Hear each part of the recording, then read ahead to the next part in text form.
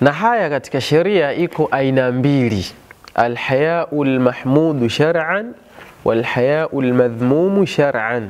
Haya ambayo inasifika kisheria na inakubalika, na haya ambayo haikubaliki tena imekemewa katika sheria ya Kiislamu. Haya ambayo inakubalika kisheria na inaosifika katika sheria ni ile ambayo tumeitaja, tabia ikuzuie kufanya mambo mabaya na ikuhimize kufanya mambo mazuri. Ama haya ambayo haikubaliki ni haya ambayo itamzuia mtu kuzungumza haki na kufanya mambo mazuri. Mfano, unakuwa na marafiki zako ambao wawaona kabisa wanafanya mambo mabaya, wanazungumza mambo mabaya, wana miamala mibovu na Mola wao na wana miamala mibovu na watu, lakini unataka kuwaambia na kuwakemea kuhusiana na wanachokifanya, unakuwa unaogopa na kuona haya kwamba watakuchukuliaje, watakujibu vipi, huenda wakakutenga.